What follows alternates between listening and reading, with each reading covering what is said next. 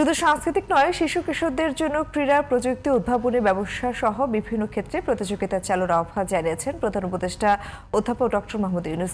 বৃহস্পতিবার প্রধান উপদেষ্টার কার্যালয়ে নতুন কুড়ি প্রতিযোগিতায় বিজয়ীদের মাঝে পুরস্কার বিতরণ অনুষ্ঠানে এই আহ্বান জানান তিনি। এই ধরনের প্রতিযোগিতা নতুন নতুন প্রতিভা অন্বেষণে বড় ভূমিকা রাখবে বলে মন্তব্য করেন প্রধান উপদেষ্টা।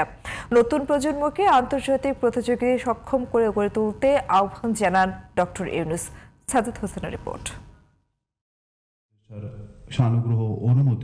বাংলাদেশ টেলিভিশনের আয়োজনে শিশুদের প্রতিভা অন্বেষণের ঐতিহ্যবাহী নতুন কুড়ি প্রতিযোগিতার বিজয়ীদের মাঝে পুরস্কার তুলে দিতে আয়োজন করা হয় এই অনুষ্ঠানের। নাচ, গান, আবৃত্তি, অভিনয় সহ 12 ক্যাটাগরিতে সারা দেশে 2টি বিভাগে বিজয়ী হন 73 জন। ক ও খ বিভাগের 2 জন সেরা প্রতিযোগীর হাতে ক্রেস্ট ও পুরস্কারের 3 লাখ টাকার চেক তুলে দেন প্রধান উপদেষ্টা ডক্টর মোহাম্মদ ইউনূস। শিশু কিশোরদের মধ্য থেকে প্রতিভার নতুন মুখ খুঁজে আনতে এ ধরনের প্রতিযোগিতা গুরুত্বপূর্ণ ভূমিকা রাখবে বলে মন্তব্য করেন প্রধান উপদেষ্টা। আমি তো এটা তোর চেতে ভালো, ওটা তোর চেতে ভালো, এখানে আমি পেছনে পড়লাম কেন?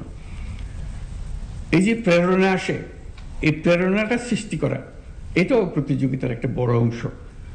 যেবার যারা এসছে পুরস্কার পেয়েছে, পরবর্তীতে নতুন নতুন মুখ দেখা যাবে। এই কারণে শুধু সাংস্কৃতিক প্রতিযোগিতার মধ্যে সীমাবদ্ধ না থেকে ক্রীড়া, প্রযুক্তি, উদ্ভাবনী ব্যবসা, ফ্যাশন ডিজাইন সহ বিভিন্ন ক্ষেত্রে প্রতিযোগিতা চালুর আহ্বান জানান ডক্টর ইউনূস। শিশু কিশোররা শুধু গাইতে পারে, নাচতে পারে, বাজনা বাজাতে পারে, এটা খুবই ভালো জিনিস, এটা প্রতিযোগিতা হওয়া অবশ্যই উচিত। এর বাইরেও অনেক কিছু পারে, সেখানে প্রতিযোগিতা হবে না কেন? শুধু একটা বিষয়ে সীমাবদ্ধ থাকবে কেন?